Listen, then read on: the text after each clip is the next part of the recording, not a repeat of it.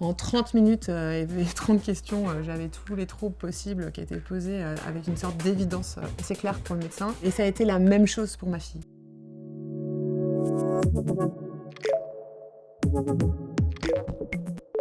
Bonjour, je suis Elodie Hughes, je suis entrepreneur, maman de 4 crapules et neuroatypique. Bienvenue sur Papillon Action. Le neuroatypisme, c'est ce qu'on peut qualifier de trouble de l'attention, d'hypersensibilité. Certains parleront de HPI aussi pour les hauts potentiels.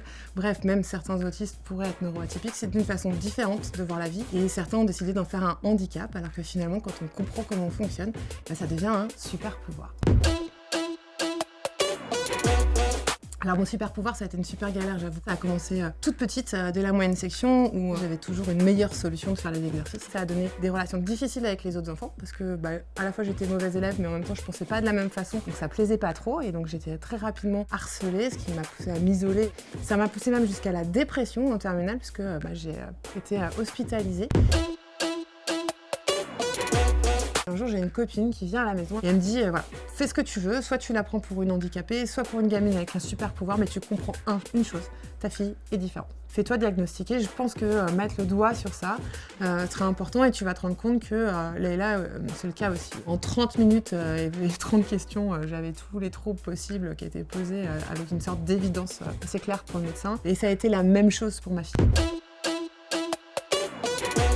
J'allais prouver au monde entier qu'en fait, il n'y avait pas besoin du bac pour réussir, mais qu'on pouvait réussir autrement. Et j'ai eu la chance extraordinaire d'avoir un papa qui a beaucoup soutenu ma maman. Il m'a aussi fait découvrir une école qui venait d'ouvrir, qui était la première école internet en France. 4 ans qui m'ont permis de sortir major de promo.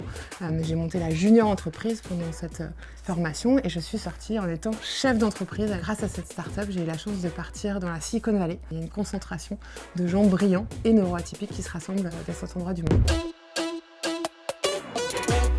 Tous mes enfants sont neuroatypiques et mon combat aujourd'hui, quelque part, c'est de réveiller un peu l'éducation nationale parce qu'on me dit que ces enfants n'ont pas vraiment leur place, comme s'ils étaient hyper différents. Il faut que l'éducation nationale arrête de mettre ces enfants dans des cases. C'est des enfants qui ont énormément à apporter. J'ai compris que mon trouble nécessite que je me mette en danger, nécessite de l'adrénaline, nécessite de toujours voir des choses différentes. Donc ça, c'est plutôt chouette. Mais le voyage est effectivement quelque chose qui, pour moi, est essentiel. Enfin, moi, je veux qu'elle rencontre la différence, qu'elle rencontre la diversité, d'autres cultures, d'autres enfants, d'autres langues. Et donc, je leur fais faire le tour du monde. Prendre conscience de ce trouble, c'est aussi aller chercher les bonnes choses. C'est arrêter de se convaincre qu'on doit faire des tâches qui paraissent hyper simples pour certaines personnes et qui sont en fait littéralement impossibles pour moi. Ça permet d'orienter son job vers ce qu'on sait vraiment faire et de comprendre qu'on doit déléguer une partie qui est celle qu'on ne sait pas faire du tout. Donc comprenez-vous, acceptez-vous et construisez-vous différemment des autres. Si vous êtes différent, c'est que finalement vous êtes comme beaucoup d'autres enfants, comme beaucoup d'autres jeunes. Essayez d'en parler. Et puis après, cherchez ce qui vous passionne.